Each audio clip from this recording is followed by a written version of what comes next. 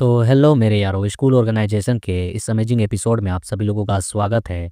तो जैसा कि हम सभी लोगों ने लास्ट एपिसोड में देखा था कि जो योची था वह सातोरो के साथ फाइट कर रहा था, बट तभी वहाँ पर जो फोर्थ प्रेसिडेंट सातो है उन्होंने एंट्री लेते हुए उन दोनों की फाइट को रोक दिया था। और तभी अचानक से वहाँ पर मिकाडो की एंट्री हो जाती है, जो कि हमारे योची का सबसे बड़ा दुश्मन है। और उसके प्रेजेंस को देखने के साथ ही योची काफ़ी ज़्यादा गुस्सा हो गया था। और इस एपिसोड की शुरुआत में हम देखते हैं कि जहाँ पर उसे अपने ट्रेनिंग के समय का याद आ रहा था, जहाँ पर फोर्थ प्रेसिडेंट सातो उसे ट्रेन कराते हुए उसके पंचेज को रोकते हुए कह रहे थे कि तुम्हें पब्लिक प्लेस में ऐसा एक्ट करना है जैसे तुम मुझे बिल्कुल भी नहीं जानते हो। यह सुन योची कहता है, क्यों, क्या तू मुझे पब्लिक प्लेस पर इस तरीके से इग्नोर करने के लिए बेताब हो रहा है मेरे कम स्किल्स को देखते हुए? मानो जैसे मैं तुझे देखूँ ही ना, जानूँ ही ना, मुझे तू अनदेखा करना चाहता है क्योंकि मैं तुझसे कमज़ोर हूँ। यह सुन वे कहते हैं कि खैर यह भी एक सच बात है, इसमें भी कोई गलती नहीं है, और वो उसके हाथ को मोड़ देते हैं। और फिर योची कहता है, उफ उफ, दर्द हो रहा है, और वो कहते हैं लेकिन सबसे बड़ा रीज़न जो यह है कि मैं तुझे इग्नोर करना चाहता हूँ क्योंकि यह हो सकता है इन फ्यूचर मैं तुझे अपने ही हाथों से ख़त्म करूँ, इसका ऑर्डर मुझे मिल सकता है। नॉर्मली तौर पे मैं नियोन ग्रुप का एक डायरेक्टर हूँ और ख़ास तौर पर जो मिकाडो हैं उनका राइट हैंड हूँ, तो ज़ाहिर-सी बात है ऐसे काम करने को मुझे मिल सकता है। इसलिए तुझे बिल्कुल भी पब्लिक प्लेस पर गलती नहीं करनी है। और अभी देखते हैं जहाँ मिकाडो कह रहा होता है व्हाट्स रॉन्ग, और हम देखते हुए कहते हैं तुम्हारा चेहरा एकदम से पीला क्यों पड़ गया है बच्चे? और हम देखते हैं यहाँ पर प्रेसिडेंट और सातो कहते हैं, ओए तुझसे यहाँ पर चेयरमैन कुछ पूछ रहे हैं, तुझे जवाब देना होगा। और इसके मन में चल रहा होता है कि बस बच्चे, मुझे तुझ पर विश्वास है, तू यहाँ पर अपने आपे को बिल्कुल भी मत खोना। और हम देखते हैं यहाँ पर मिकाडो उसे घूर कर देख रहा होता है और योची भी उसकी ओर बढ़ रहा होता है। इसके गर्दन पर इसके गुस्से के मारे दिख रहे होंगे नसें। और डायरेक्टर सातो अपने मन में कह रहे होते हैं कि बच्चे, तुझे यहाँ पर अपने दांतों को अभी पीस कर रखना है, ना कि उन्हें दिखाने की आवश्यकता है। और हम देखते हैं यहाँ पर मिकाडो भी उसी की ओर देख रहा होता है और अभी तक भी इसके मन में चल रहा होता है, प्लीज़ प्लीज़ अपने आप ही को मत बिल्कुल खोना, क्योंकि मैं जानता हूँ तेरे अंदर गुस्सा भरा हुआ है, लेकिन यह बिल्कुल भी सही समय नहीं है उससे पंगा लेने का। और हम देखते हैं यहाँ पर वो कह रहा होता है मिकाडो, ओए सच कहूँ तो मुझे तुम्हारी चिंता हो रही थी कि कहीं तुम लोगों को सातों ने कुछ ज़्यादा ही तो पीट नहीं दिया, लेकिन इसके बावजूद भी तुम्हारी व्यवहार में इस तरीके का रवैया क्यों नज़र आ रहा है, जैसा तू एक मेरा रिबेलियन हो, विद्रोही हो, इस तरीके की फीलिंग क्यों आ रही है? तेरे चेहरे को देखकर ऐसा लग रहा है मानो जैसे तू बहुत ही ज़्यादा गुस्सा हो रहा हो। और योची अपने मन में कह रहा होता है, इस क्षण मुझे सचमुच में यह चीज़ पता चल रही है कि मैं इस दिन का ही इंतज़ार कर रहा था। और हम देखते हुए अभी भी मुस्कुरा रहा होता है, कहता है, वैसे तुम्हारा नाम क्या है? और वो उसके योची के मन में चल रहा होता है, इसके गुस्से के मारे मुट्ठी बंद हो चुकी होती है। और वह कह रहा होता है, वो दिन जब मैं तुझसे अपना सब कुछ बदला लूँगा, आखिरकार वह कब आएगा? मेरा यह उबलता हुआ गुस्सा अंत में मेरे नसों को फाड़ कर बाहर निकल जाएगा। और वह हम देखते हैं कि वह एकदम मतलब तेज़ी के साथ कुछ रिएक्ट करता है और इस तक आवाज़ आती है, "ओए! आखिरकार तू क्या सुन भी रहा है?" और हम देखते हैं शांति से खड़ा होता है मिकाडो और कहता है, और यहाँ पर योची कहता है इसके सामने झुकते हुए, आज के लिए मुझे बस इतने से ही संतुष्ट रहना होगा। और वह इसे कहता है कि चेयरमैन, आपसे मिलकर बहुत ही खुशी हुई, यह सम्मान की बात है, आपसे मिलकर मैं काफ़ी सम्मानित महसूस कर रहा हूँ। और इसके मन में चल रहा होता है, मैं इतना भी बेवकूफ़ नहीं हूँ कि अपनी इस स्थिति को पहचान ना सकूँ, मैं अभी अपने औकात से ज़्यादा कुछ पा नहीं सकता हूँ, इसलिए मुझे यहाँ पर सब्र रखने की आवश्यकता है।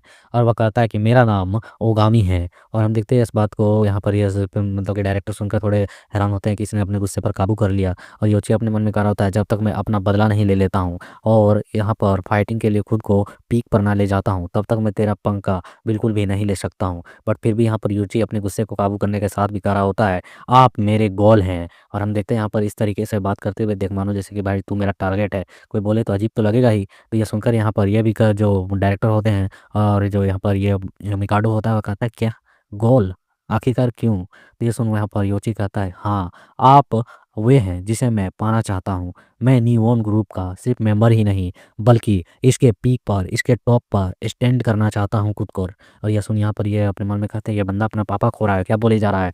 और वो कहते हैं, वे आखिरकार तू चेयरमैन के सामने क्या बकवास कर रहा है? अगर तू यहाँ पर अपने फ्यूचर को लेकर, अपने सपनों को लेकर बातें कर रहा है, नियोन ग्रुप को लेकर, तो तुम्हें ये बातें अपने क्लासरूम के लेक्चर के लिए रखना चाहिए, ना कि चेयरमैन के सामने कहने चाहिए।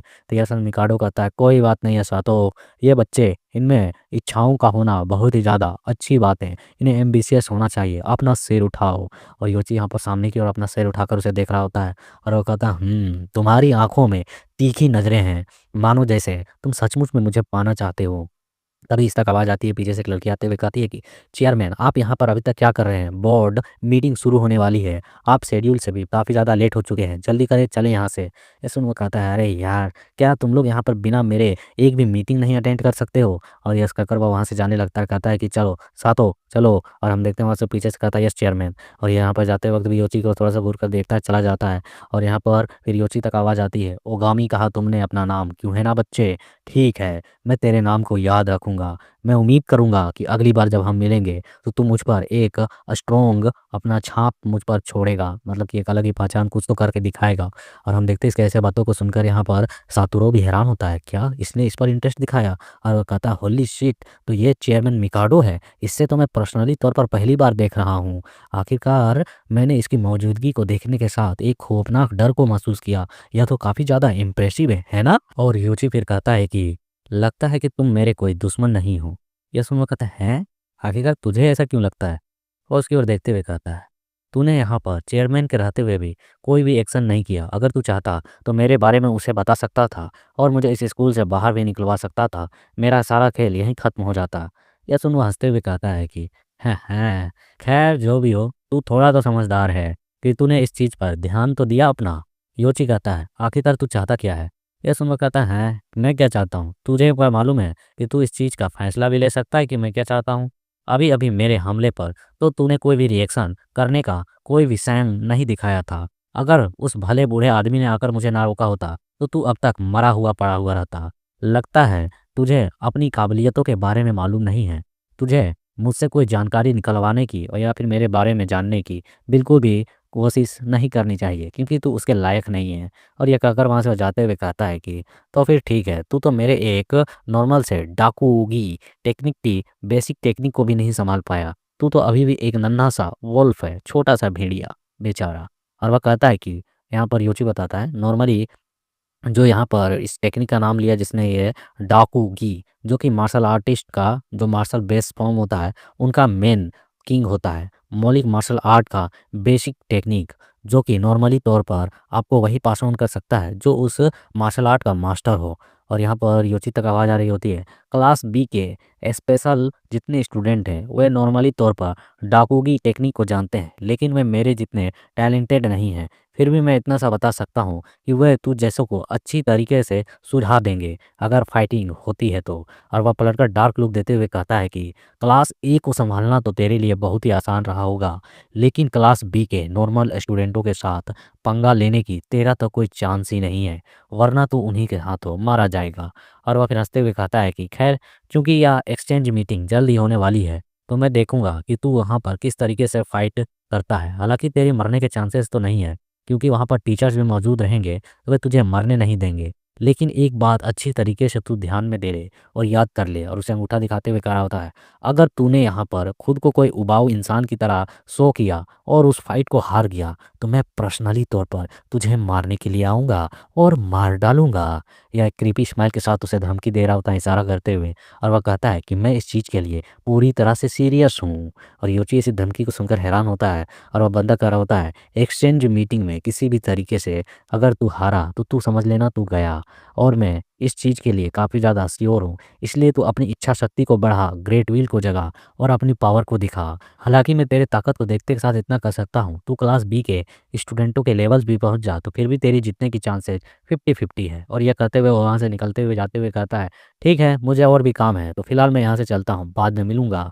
और योची मन में कह रहा होता है कि डाकूगी आखिरकार ये क्लास बी के बच्चे इस टेक्निक को जानते हैं, मैं इसे कहाँ से सीख सकता हूँ। तभी इस तक आवाज़ आती है कि क्या तुझे इन सभी छोटे मोटे टेक्निक्स के बारे में जानना है? छोटा सा फ़ायदा भी तुम्हें यहाँ पर काफ़ी ज़्यादा फ़ायदा करवा सकता है। और ये चीज़ अपने मन में कह रहा होता है यह तो बहुत ही बुरा है। आखिरकार ऐसे समय पर जब यहाँ पर एक्सचेंज फाइटिंग मीटिंग 20 दिनों में होने वाली है तो आखिरकार ऐसे समय पर मुझे डाकूगी का मास्टर कहाँ पर मिलेगा जो मुझे इन टेक्निक से लड़ने के लिए सिखा सके। तभी तक इस तक आवाज़ आती है कि इस स्कूल में सिर्फ एक ही व्यक्ति है। ये सुन योची कहता है कि व्हाट, क्या, कौन? तो वह बंदा अभी भी गया नहीं होता है और वो कह रहा होता है तुम्हें यहाँ पर देखकर यह साफ-साफ पता चल रहा है कि तुम घबराए हुए हो और तुम यहाँ पर सोच रहे हो कि डाकूगी आखिरकार तुम किससे सीख सकते हो, है ना? योची कहता है तू कैसे जानता है?